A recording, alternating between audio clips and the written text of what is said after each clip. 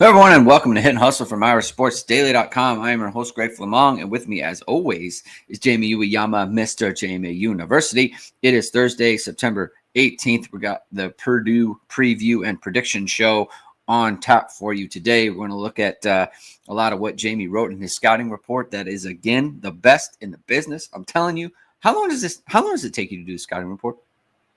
Too long. Takes a long time. It's like your mini like Dane Brugler, like the Beast, every single week. You got high school 100-meter times in there, Jamie. It literally takes probably, if I'm gonna add up, probably like 30 hours total or something like that over the course of time. Like it's a lot. People work 40-hour work weeks, Jamie. Well, that's hey, only the best for ISD customers. You know what? That's how you hit and hustle. If you can't support that, then what can you support? Support our show by hitting the like button, hitting subscribe, hitting the notification bell, shooting whatever it is. We go live. Links to the podcast are in the description. And you can support ESQ Clothing as well, the presenting sponsor of this show since forever. And of course, ESQ is founded by Notre Dame alum Ge Wang, Chicago's go-to for the best custom suits, shirts, and sport coats. As Notre Dame reloads for the season, now's the time to refresh your wardrobe and add the perfect suit, sport coat, tuxedo, or casual jacket for fall. ESQ's master tailors combine next-level craftsmanship with finest fabrics to deliver a fit that's built just for you. Now with showrooms both downtown Chicago and in Winnetka. Book your custom fitting at esqclothing.com and step into confidence with Chicago's finest. Mention ISD at your appointment and receive 10% off your entire purchase. That's esqclothing.com.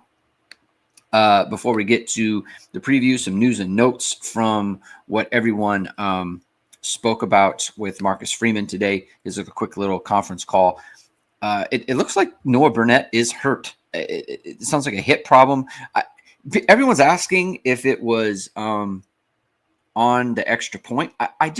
The botched extra. I didn't see it. I didn't see it. He runs to the side and like nothing happens. I don't. There's no reason to believe that he didn't get hit. He wasn't involved. He just literally ran in the opposite direction. So I don't know if this happened during the game and he was just like kicking through it. The equivalent of like slipping in the shower, if that was the case that he actually hurt. It's probably something that was lingering. And, yeah. So that's the situation there. And then Devontae Smith, I think he said he was hopeful that he can play in this game. It seems like he's trending in the right direction to play in the game, but they've been repping Christian Gray. They've been repping Dallas Golden at nickel as Ben Minnick and Carson. It's weird that he went into that many, right? Like if Devontae Smith can't play, you need a backup, right? I mean, I'm sure they've always repped Ben Minnick there, and they've always repped Dallas Golden there. To me, you're kind of entering. It's maybe better just to play your rover, like your third linebacker, if you're getting into the point where it's like, I don't know that they think Dallas Golden's ready to play. I don't know that they think that Ben Minnick's ready to play. I think they're just naming everybody left and right. Just whatever. I don't think it's. I mean, not all those guys are playing. Maybe one, one or two, like it's not. Yeah, I think he's just. The other thing is one thing, which is like a real thing for people is that like when they talk about this kind of stuff, and if he doesn't mention like everyone under the sun, like people get upset about it. And I'm not even saying the players, but like parents are like, what? Like, so he's not even in the mix. Like it is a thing. It's a super weird thing. Like I actually know there was a guy, at a position for Notre Dame who didn't get mentioned when they were talking about like this whole thing. And he transferred like literally like a week later, he got in the portal. It was like, and that was apparently like a big catalyst for it. And it was like, okay, like just come on. But, that's good stuff. Mitchell Vahalik says, like Jennifer Lopez, it's time for this team to get right. Thank you for being here, Mitchell. Hung out with Mitchell for about an hour at the tailgate, Jamie. Oh, nice. It was good stuff. It was a great conversation. I guess he's got Matt in the He's UCF in the EA 26 league. He was talking trash to Matt. That is good stuff. So I'm interested to see how that game went. Just some things that's been going on. So I've started a thread on the Irish Sports Daily message board about like doing play breakdowns. If you're a member at Irish Sports Daily and you want a play like broken down and you just kind of like, what happened here? Like, can you explain? I have a question about it. I've started a thread on that, and someone asked about the wildcat. I did I did all 7 wildcat plays from the game and looked at it. And so when you do that, obviously you get into the granular details of why something did and did not happen. We were talking about it before the show, Jamie, that I thought Mike Denbrock did a really good job with implementing it. And I think I'm surprised Marcus Freeman didn't mention this, but part of the reason why you would have CJ Carr be the quarterback and then motion out is because a couple of times they got a linebacker out of the box by doing that. It affected the way that they lined up against them, and it got Notre Dame in some favorable situations. There were just kind of some execution errors, right? Like Eli Raridan missed a down block. Obviously Jeremiyah Love bounced it when he didn't need to. There were a couple other down blocks that were missed that if they hit on those, I mean, they're going to be big plays, not even just like 8-yard runs. We're talking like explosive. So I think it's something that they can consider to keep doing, because if they block it right, and obviously they haven't been doing it for that long, there's something there. What did you kind of your main takeaway on the Wildcat situation? Yeah, that's what I thought too. I thought it was really execution was the main thing. And they did it was there for them almost every time. And I actually thought for the inside, they did a good job.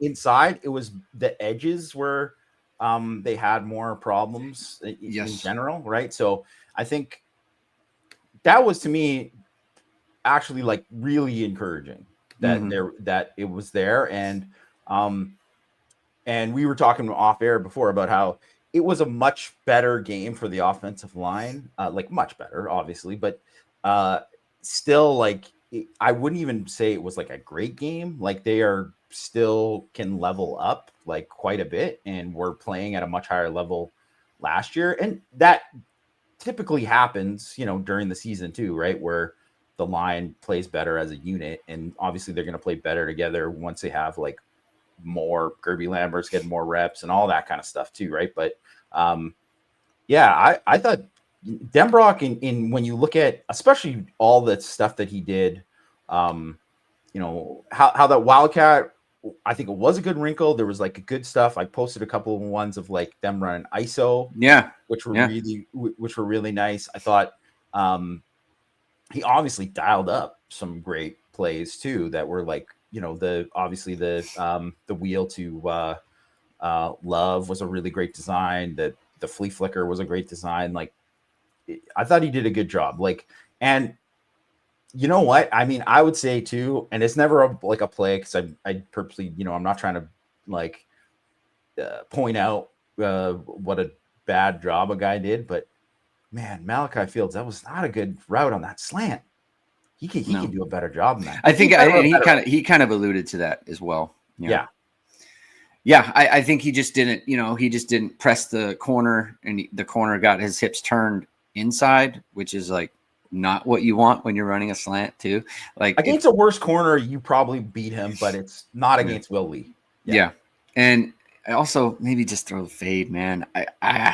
It's just like, I'm not a big fade guy, but like I would rather do that than have to get a great release and have to have a great throw. And it's hard to catch a slant kind of in those types of situations. So, I mean, look at Malachi Fields is playing his butt off. He's doing a lot of very, very good things for Notre Dame. Sometimes you just have to they're like, hey, like the execution on this wasn't good enough, and that's kind of what I said in the video about, Anthony Knapp and Eli Raridan. Like, it's just not good enough. You got to do better. And those guys are doing good things, right? They're playing 70 plus plays per game. You're going to have some misses there. It's the nature of the sport. I do want to talk right before we get into Purdue. I want to talk about this man versus zone stuff that I uncovered, because I don't want to get into a conversation that I know is happening, but I think the information is good for people to have, like how they played versus when they played man, and the stats and everything like that, and obviously in the comments, it's like, Chris Ash is a moron and all that stuff. Like, I don't like that. And I don't like posting things that are going to lead to that, but I think the information is good. Right. And I think it's good for a conversation to have. So in the first half against Texas A&M, on plays where the ball was thrown, right? So when there's pass attempts, Texas A&M was 2 of 8 on playing man when Notre Dame was playing man coverage. 97 yards, obviously an 86-yarder is involved in that, where, and it should have been like a 50 of those yards. Yeah, like 50 of those yards are after the catch when Notre Dame just can wrap up the player, right? But you got 1 touchdown there and 1 interception. They played 9. They had 9 snaps or 9 attempts against zone. 7 out of 9 for 161 yards against Notre Dame zone. Here's the thing, Jamie. So I'm in the middle of doing Miami, right? And the numbers are like, Miami has a very high percentage against the zone as well. The difference is Miami largely in that game against zone was just taking what the zone is giving them, right? What kind of the zone is designed to allow, essentially. They had 1 bust, and that was the 15-yard pass against Notre Dame's zone in the start of the second half. But mostly they're taking what Notre Dame's giving them, right? The explosives from Miami in that game were against man coverage. You're giving up 161 yards on 9 attempts playing zone in a football game. That's not good. Like, zone is essentially designed not to give up explosives. Yes. It's kind of the point. That's got to keep everything in front of you. Yeah, like that's. It's why though, like MAC teams because they don't have the athletes to play man, so they play zone, and that's why if you look at like say Miami of Ohio last year, why they didn't give up anything. Why it's hard to drive the ball on, or you can drive the ball on them, but it's hard to get over the top on them because they're playing a disciplined defense that doesn't. They're trying to take it away. Yeah. Sorry, go ahead. No, it's just and then someone made a comment in that thread that I thought was astute, because I kind of feel the same way. I feel like Notre Dame is playing zone to get to a spot and not to actually defend the pass, if it makes sense. And it's like they're kind of all where they're supposed to be, but they're not reacting to what they're seeing. And I'm wondering if you saw the same, because to me that just shows like they're a team playing a coverage, but they don't own the coverage. No, they don't. And it's just not enough reps. They're clearly uncomfortable running it, which is why, like, it's just one of those things that it's not to say that, you couldn't do more zone, or it wouldn't be better to do some of that. Like, it's fine, but you also have to know what your guys are good at and what they're not good at. And if they're not, like you said, they go to a spot, and it's like, that's part of the reason why they got thrown the ball 4 times, but only caught 1, right? And obviously one of them was, that was a man covered situation, but like, it's not natural for them, and it doesn't seem natural for anyone. Mm-hmm. And also too, this is the other thing. It's like, I understand too, you want to, if you want to do something different and you want to like, add in wrinkles and stuff too. But one of the things that it also goes in with Mike Mickens and how it marries together is that he obviously has been in a system where he has taught man coverage and all these responsibilities and then when that changes, it's a big adjustment for him in what he's doing too. And that's why part of the reason why his guys aren't looking as good right now, right, is because of that. And when also too, when you play in a system where it was predicated on pressure and all these different things that you're going to do to confused protections and movement and all that kind of stuff, and then you don't do any of it, it's harder for the defense line. It's like they're playing it different. Just like how the linebackers, there was an adjustment, obviously, from week 1 to week 2, and with how the linebackers played, you could see. In that sense too, it's like when it's like, you know, you're trying to do stuff to elevate or whatever, trying to tweak stuff. It's like, I get it when you want to be additive, but it wasn't like they really did fundamentally change like quite a bit. And that is why the defense looks unrecognizable to me. Yeah. That's my opinion. Yeah. And that, you know, when people say Marcus Freeman, when he makes the quote about there are execution errors, because when you watch them in zone, like there are execution errors, but are they able to do what we're asking? Right. And what he's saying there is, are they able to play the zones or play their defense at a high enough level to where this is a proper ask for us? And right now it seems like it isn't, you know, because in the second half of the game, Notre Dame plays zone on 19 of the attempts. Man on 19 of the attempts. They played zone one time in the second half. And they gave up 7 yards, which was kind of like a, you know, give up, like you're allowing it kind of thing. Second half, 7-19 against man, 95 yards, and the 1 touchdown on the final play. And by the way, Jamie, there's a lot of focus on there's a lot of focus on the holding call at the end and the Christian Gray hold at the thing. There were multiple uncalled penalties on Texas A&M and on that final drive specifically. Yeah. Like on the one where they hit the tight end, like you have 2 linemen 5 yards downfield when it happens. One of them's blocking. It's illegal 3 different ways, right? So that just was kind of funny to me how they swallowed the whistle except for the one time against Notre Dame on the holding call on 3rd and 16, which was interesting to me. But it's just like when they played man, and look, and people made the point, and it's a fair point that like Marcel Reed missed throws when they got the sideline against man, and that's running free. And then he missed one against Christian Gray, which is another one. But you're also throwing different types of routes too. Like you are required to make different types of throws when you're going against a man defense than you are against a zone defense. So it kind of goes into it, right? But like that's part of why you play man. If when you're a little bit more aggressive, it's a little bit more difficult. 7-19 is 7-19 for 95 yards. You know, like obviously that's clearly better. You gave up 28 points in the first half. You gave up 13 in the second half, right? That's clearly better. So it's just, and look, to credit Chris Ash and the staff, they did figure it out. They ditched zone defense in the second half, right? Yeah. And it gave them a chance to win. So credit to them.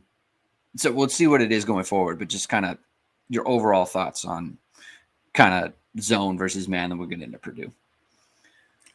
Yeah, I just think like if you look at, say, because I know Sam K is bringing up a bunch of the stuff about like, you know, why did they stink in man? It's like really it was like specific plays that they gave up that you just can't give up, and guys did bad jobs on those plays, and obviously that can happen.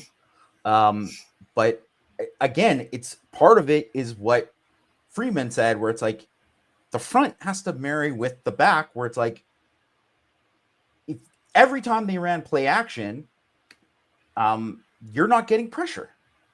And if say like Louisville ran play action and was pretty successful running play action against Notre Dame last year, but they were plays where, you know, he had to scramble, he had to throw the ball away, he couldn't, you know, get the ball off in time, and because he got pressured on those plays.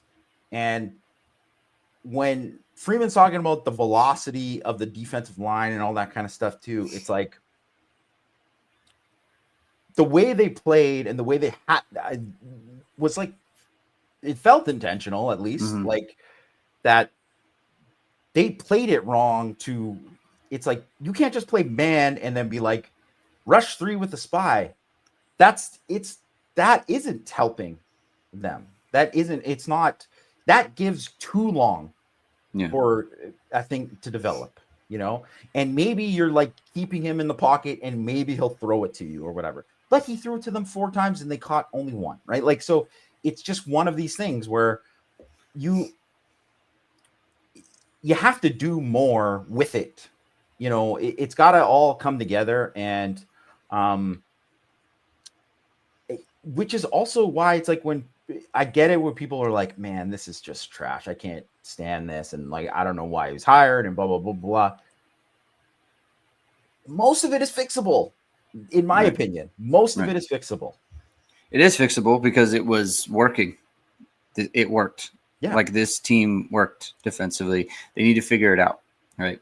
Scott was asking, do we know whether or not it was Freeman who forced it?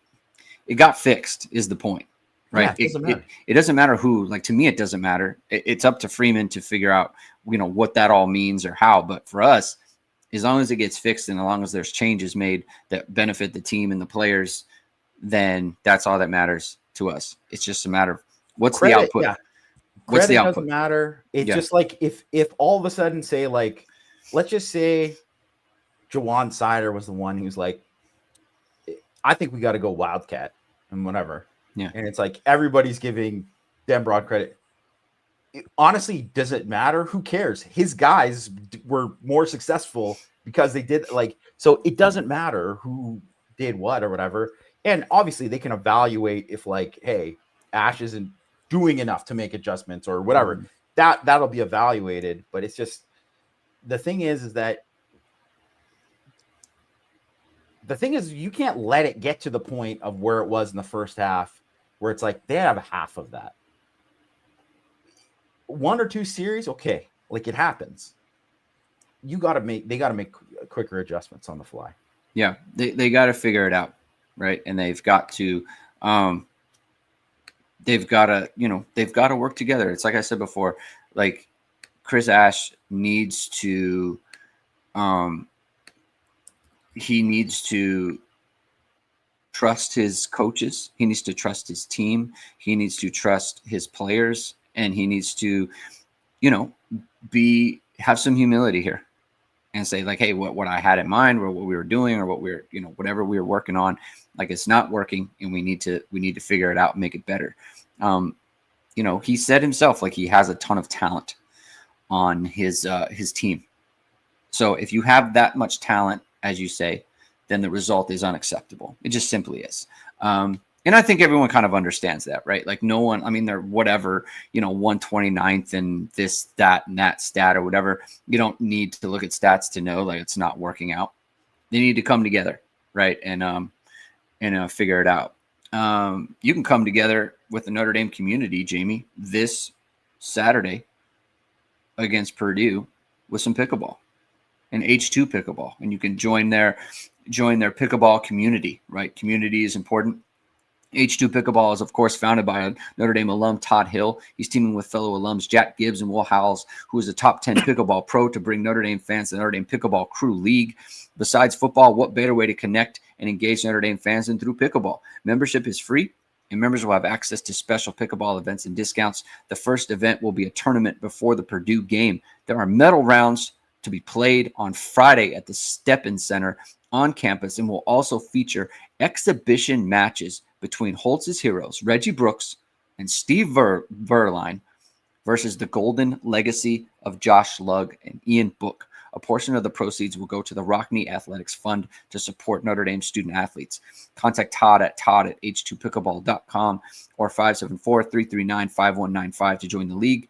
Be sure to visit the H2 Pickleball facility in Mishawaka when you are in town. H2 Pickleball is located at 55801 Evergreen Plaza Drive in Mishawaka, Indiana. Getting on to Purdue here.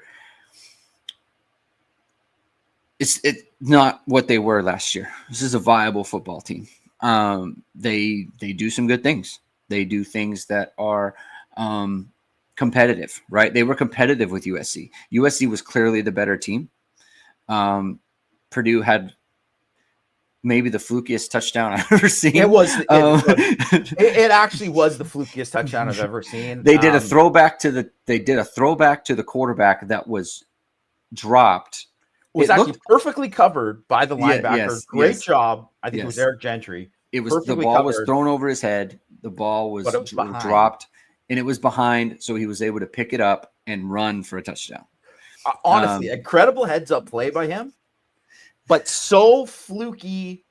It was because it was like if the throw was anywhere close, it's not even just incomplete. It might be a pick six. It's just like it was, and it just was a horrible throw, and it just bounced the right way, and he was able to pick it up, and USC was just not, because they just were like, I mean, the play's over, right? No. Yes.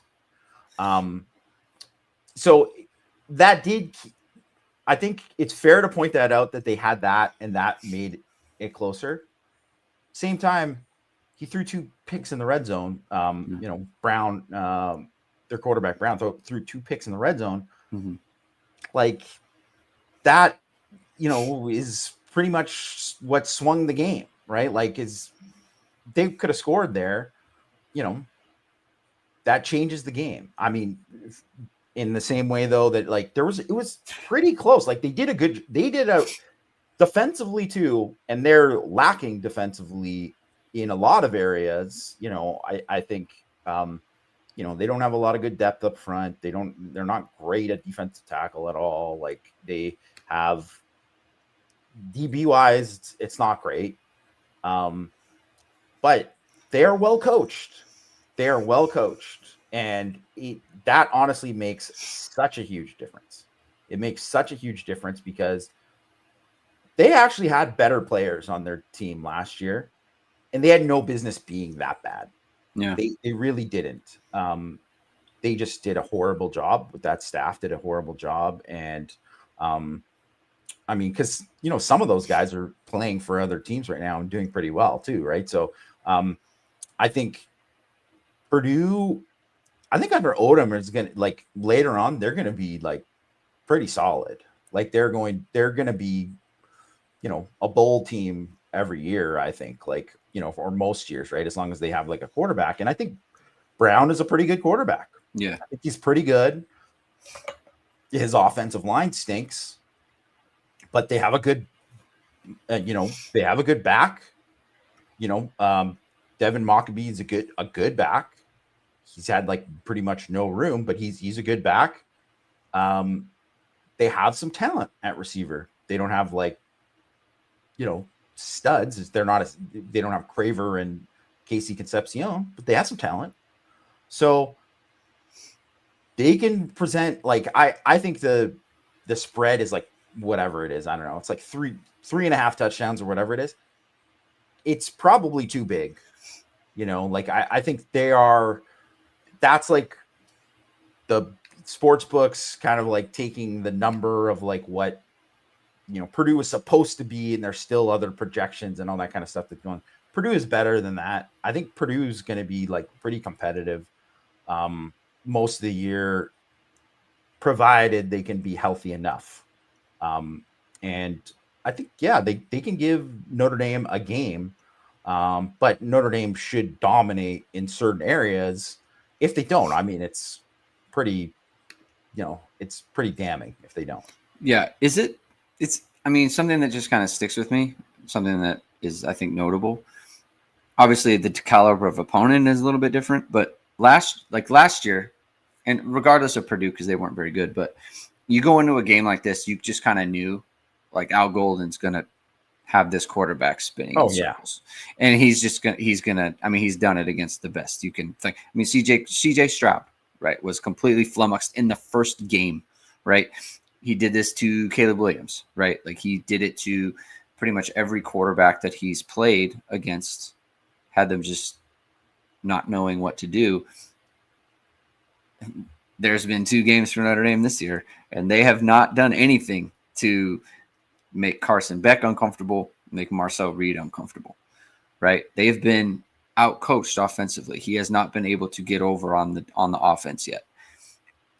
That concerns me. I don't care. And to be clear, I don't. Yeah, like I don't care if it's Purdue or whoever it is. Like like you said, Barry Odom's a good coach. Like he's got to show like he can come up with a plan that's going to have them very confused, and your defense is on the front foot.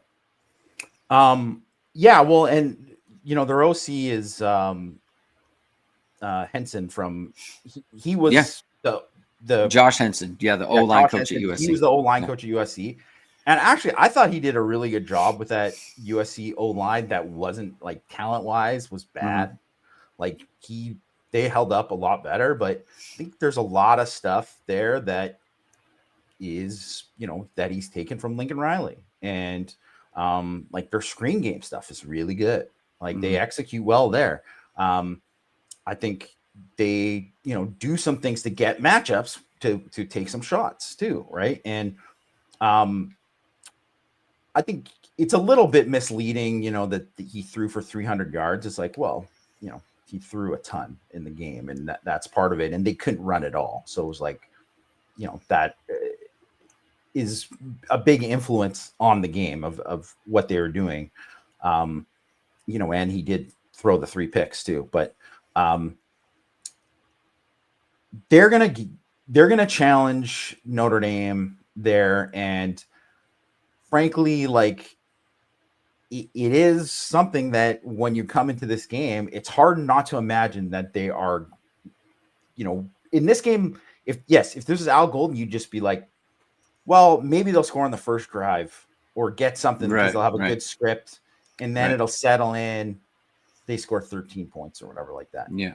And now it's like, hey, maybe that does happen.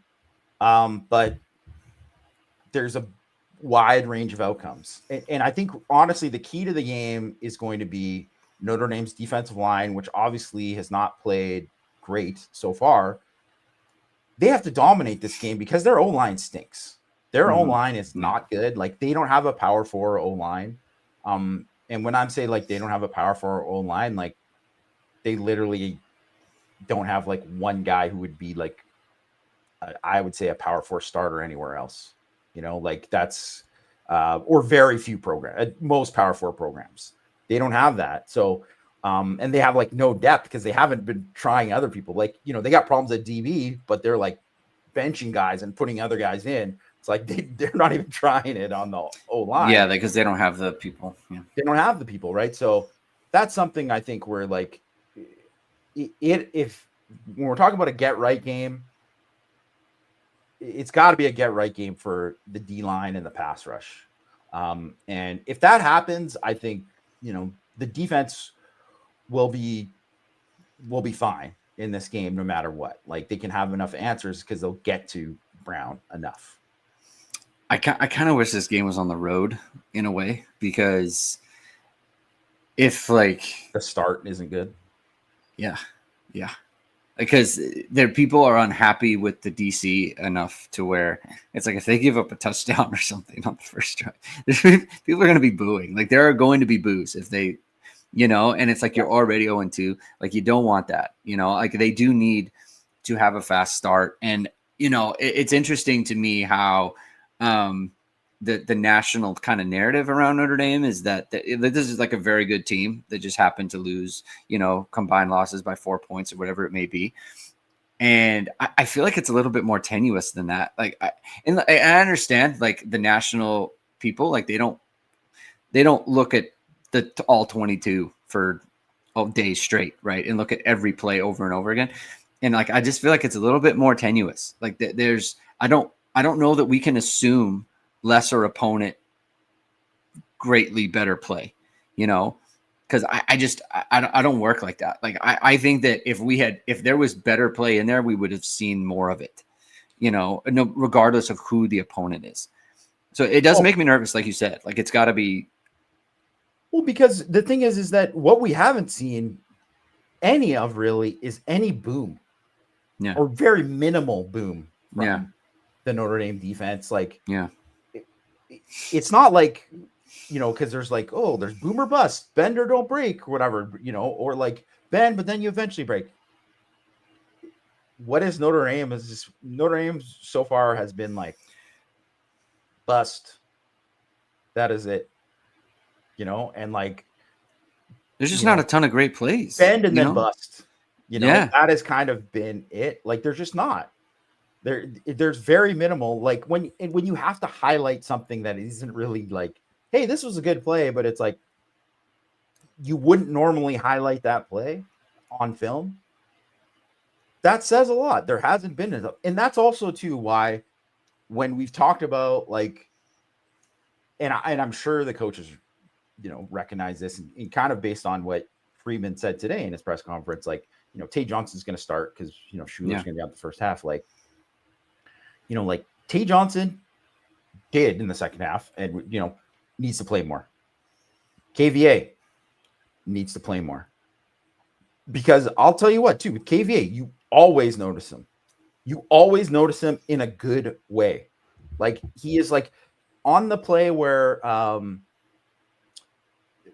there was a play where Bowen ran Reed down on he was rolling out of the pocket and Schuler was on the tight end and then he came off of it and they tackled him, in an end goal situation. It was a good play by both those guys. On that same play, KVA's lined up on the edge. And when I say he destroyed the tight end, he destroyed the tight end. The guy was on skates backwards. And that's just not something you see from a guy who's a linebacker lined up in that thing. Like he's the rare guy who could be like an old school Sam linebacker and play over top of the tight end on each play because he's that violent. And that kind of stuff matters. And it's just like, you need that. And you need that energy because when a guy does something and makes a big play and makes like a, hey, like I just lit this guy up kind of play, that brings up everybody's level. And I remember there was an NFL Films thing from when Bill Belichick, when they followed him around for like a whole season. And it was like, I think one of the years when like Wes Welker tore his ACL, whatever, that era of the Patriots, right? Where they're doing that. And one of the things was in film, and I just thought it was so interesting because everybody kind of thinks like Bill Belichick, he's just so like, oh, this and this, and we got to do this, whatever, right? But he like ripped the defense in a meeting because somebody made a play in the backfield. No one celebrated with him. And he was just like, what are we even doing here? Like, what? It's like this guy makes a play. You don't care. You don't care about this. It's like, so if you make a play, you don't want him to be there to tell you. You got to care. You got to pick everybody up. And he's like, and he talked about it after, and he's like, yeah, you got to coach that. Sometimes you have to coach it. A lot of times you don't, if whatever, but sometimes you do. And that is important. And I think some of the things too with like, Mike has obviously mentioned stuff about like leadership and all that kind of stuff too. And I think, there is some truth to that, but maybe I think it's obviously there's more bigger issues than that. But when guys make plays and it can be infectious when someone's physical, that's why you never want to see hitting, like violent hitting taken out of the game, because there's nothing that ignites like a team more than like a woo hit. Nothing.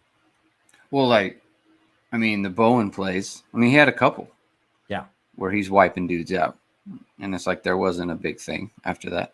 And like I wasn't going to bring it up, but like I posted, because it stood out to me, on the Jeremiyah Love flip jet, right? He gets knocked out of bounds, and then he gets thrown into the bench. And it was a penalty. Yeah. And I noticed, like, Sullivan Absher got in there. He sees that, and he comes from 10 yards away, 15 yards away. He sees it and, like, runs over there. Like, hey, like, you can't do that to him, right? And he's the only one. Like, why isn't Anthony Knapp running over there? Why isn't Billy Schrouth running over there? Why isn't Emil Wagner? Like, you don't have to get there, but get over there, man. They threw your guy into the bench. And look, I assume Marcus doesn't want them to do anything because it's like, hey, they threw a penalty, we're getting a free 15 yards. Like, don't get offsetting, right? There is a part of that that's true. But at the same time, like, Sullivan Absher knew how to do it. He just went over there and was like, hey, like, I'm just going to be here, right? I'm not pushing anybody. I'm not doing anything, but I am going to come over here as a show of support.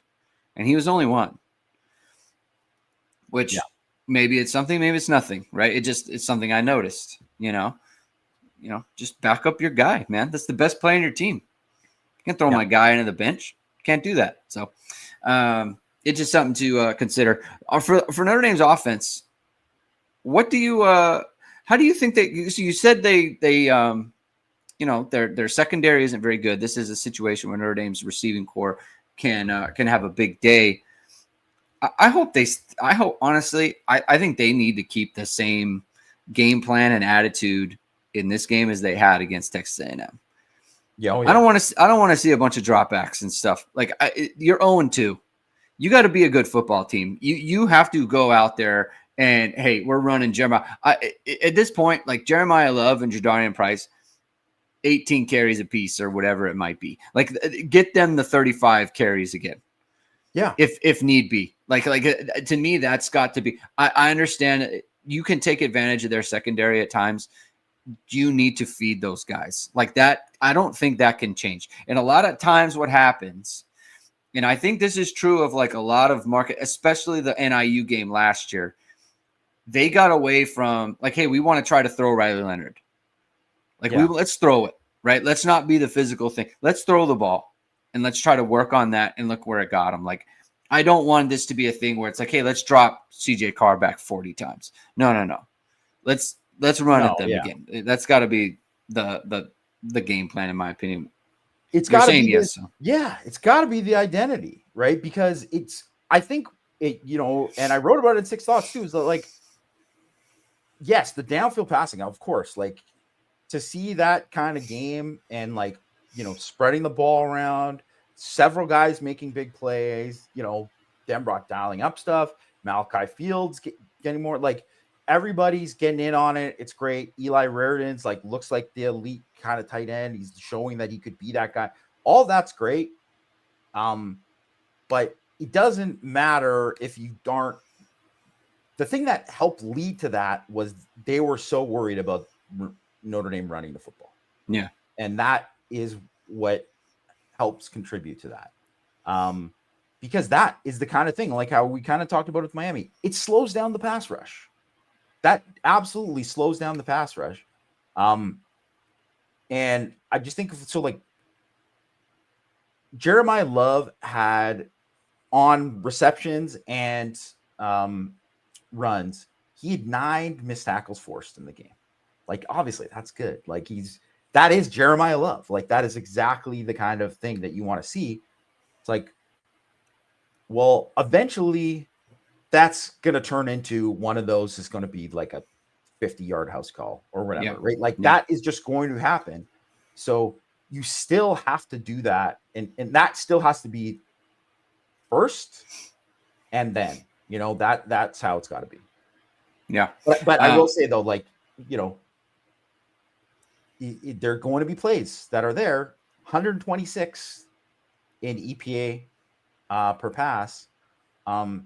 I think one of the things is you got to be EPA per dropback. Sorry. But one of the things they have to be smart about how they run the ball in this game is I'll say that because they do run blitz a lot and they're pretty good at it with like their safeties and and they're very good at the perimeter stuff. Like I think their nickel, he's definitely a good perimeter guy. Like he's good at slipping blocks, making plays down there. He hasn't really been tested all that much. They play like mostly zone the whole time, right? Like kind of like we said, they don't have the guys to play man that often, so they got to play zone.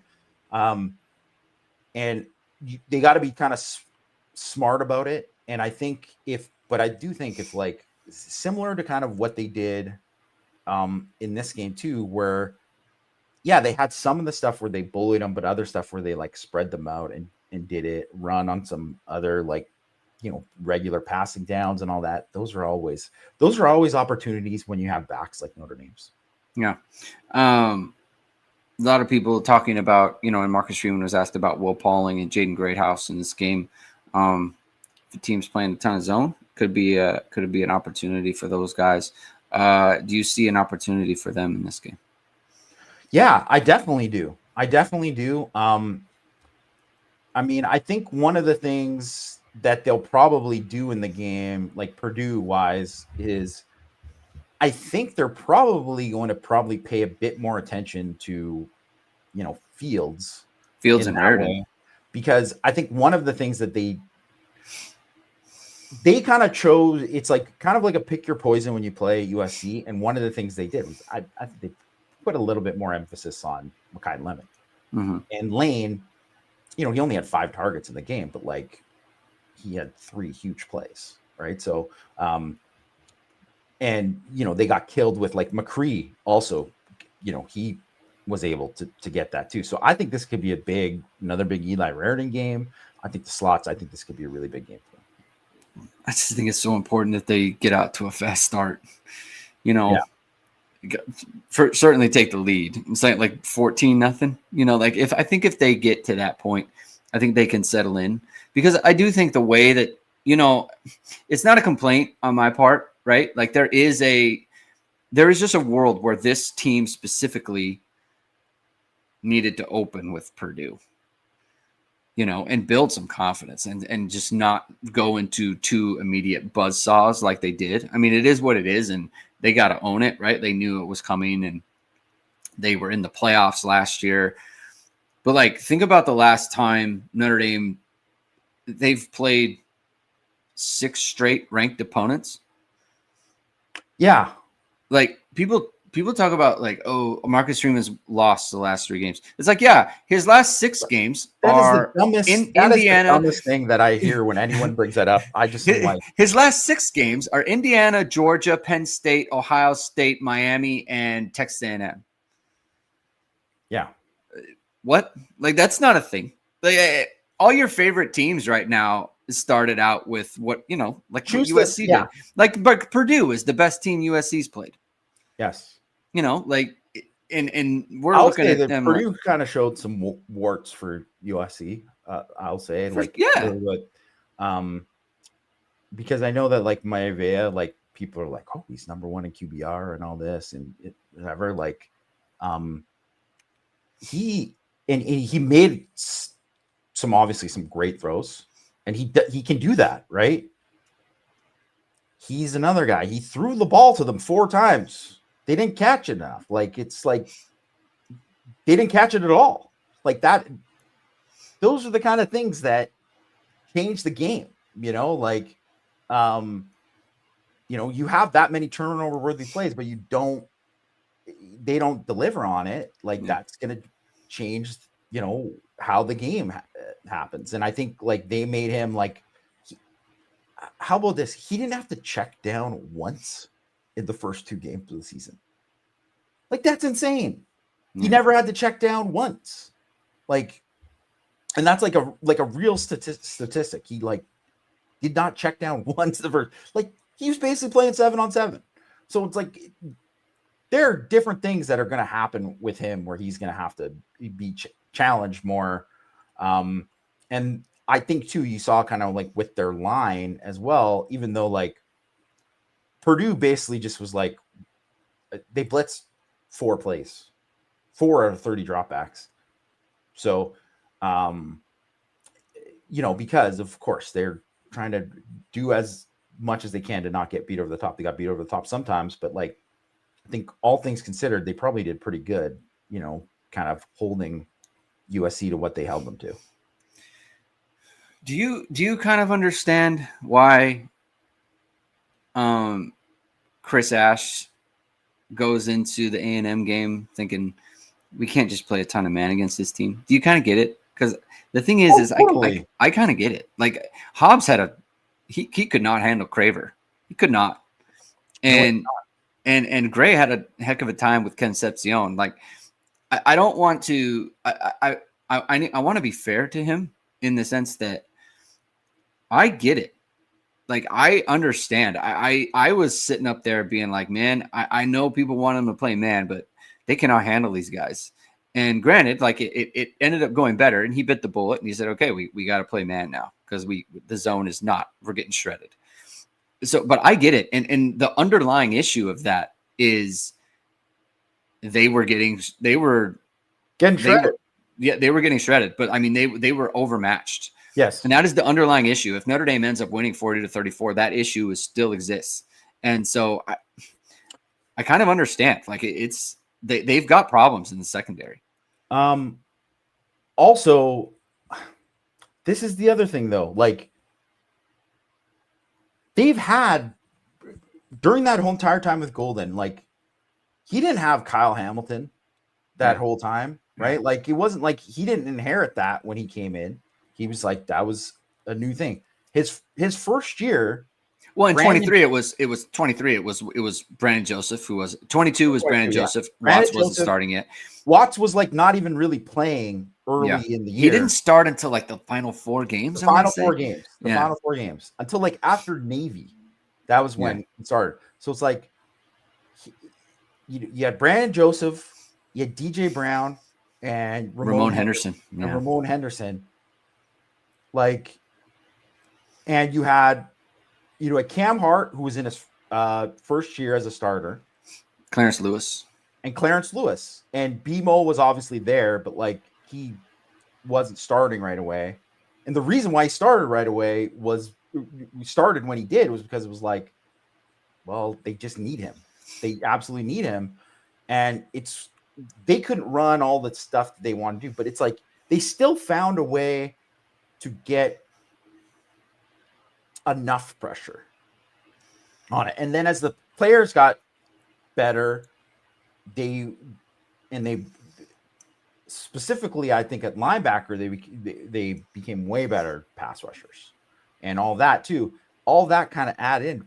It's like I put in the film piece I did this week, the last play against A&M, right? Where they heat up A&M. It's like, guess what? It's fourth and whatever. We're coming after you. It's like game's over if we win this play. They're heating them up. That was such a well-run pressure. It was like perfect. Yeah. Bowen couldn't have wrapped that any better as a blitzer. It was so well done. And it's like, he's still on the team. Like, if anything, he's better at it. He should be better at it now. Like, there's all of this kind of stuff there. And obviously, you don't have Ross and Mills. And I get that part, right? But, like, there's still, like, Schuler was noticeable. Think about Schuler early on in the season and the damage he did as a blitzer. Like, it's not a thing right now. It's like they don't bring those guys. Xavier Watts, huge as a blitzer too. It's not like he did it all the time because of course you want that guy in coverage, but it's like when they did, it was like change it up with them. Give them a different look. Make all of a sudden Reed doesn't know if Reed doesn't know that's coming and he's dropping back thinking that I have the time to get it to Concepcion down deep. It's like, well, no, you don't. Yeah. The ball's got to be out now, right? Like top of your drop, ball's got to be out. Like, and really, like that was the whole thing with in that game with Connor Wiegman. And yes, he was terrible in the game, but it was like the reason he was terrible is because it was like top of his drop. It was like, oh no, there's a free rusher. I got to get rid of the ball. And he probably should have been sacked like 13 times in that game, but he just got rid of the ball. And that's why it was like always incomplete. It was like, I'm just getting rid of the ball. Yeah. To the point about Tay Johnson, I think him starting helped Schuler. He's a better fit. Those two are a better fit next to each other than Stroman is. And I think he needs to, like, he's the kind of athlete that it's like, okay, we can put him back here and we can let Schuler be what he was in 2024. Cause I think he's just a better complement next to a player like that. Sam K says clone Leonard Moore and play him at every position. I'm using this comment to what a performance by Leonard Moore in that second half. He's hobbling out there. He cannot cut on that ankle. And that second half performance is honestly like so under. It's such a shame that they lost because, I mean, the play that he made, I put on Twitter, where he chases Concepcion across the field. First of all, a dig route is the hardest route to cover in man, period, healthy or not, against a receiver like Concepcion. And, Concepcion makes his cut and pushes off, which is normal. Like, it's not a big deal, but he does. And so he's like trailing. And Concepcion goes up and makes the catch, and Leonard Moore goes to the exact spot where he's bringing that ball down and rips the ball out, and the pass ends up incomplete. It's the one where Christian Gray gets the penalty called on him. It's an incredible play. It is such a good, just like, I am hurt. I am not myself, but I still found a way to make the play here. And it's like, that's what you need, man. Like that's just a star making a play when it's against him, and I just wanted to highlight that.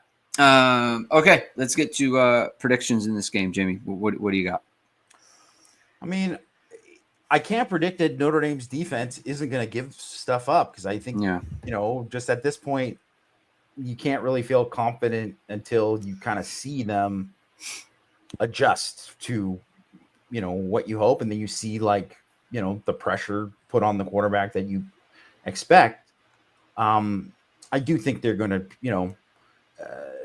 put up points on Purdue, and I think they'll score more. And I think if you look at it, we're like, USC should have scored more than 33. They couldn't score in the red zone. One of the things, they couldn't run in the red zone. And I think Notre Dame will be able to run in the red zone, kind of like they did against A&M on, with like Price and Love in those situations too. Right. So I think it's going to be, I don't know how it's going to start.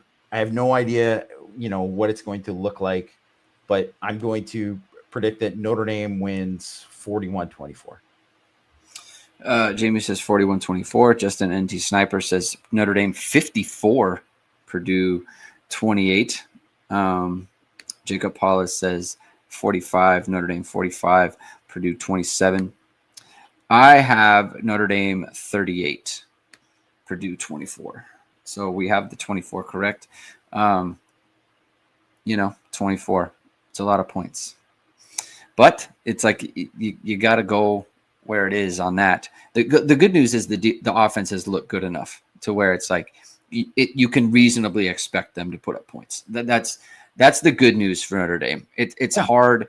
It's hard for teams like Purdue to score enough to keep up with Notre Dame in a way that like Texas A&M could. Eric Fasano says Notre Dame 45-14. Jack Hopkins asks, could you move Jaden Osbury or even Snead to more of a rover role than nickel one in light of the few remaining good options? You could, but you really can't though because it's like, you're playing Purdue this week. It's like their number one targeted receiver is Michael Jackson, the third former USC guy. And, hey, I think he's good, by the way. He's a good player. Yeah, I think he's a totally good player. And he plays in the slot. And you're gonna say like, okay, carry this guy vertical. No, like it's just not gonna. You can't do it. So you can.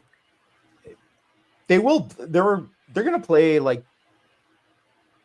I think Purdue is eventually going to be like more of like a multiple tight end, run the ball type of team. That's what they were kind of like at UNLV. But they don't have the team for it right now. So they sling it a lot, and it's like they sling it a lot. You can't really play three linebackers on the field. Yeah. Scott L says Notre Dame 41, Purdue 37. I'm going to tell you what, if that's the score, I don't think Chris Ash is making it to Arkansas if that's the score. I get that would be my prediction. I mean, that is a sicko score right there. I mean, it would be, yeah.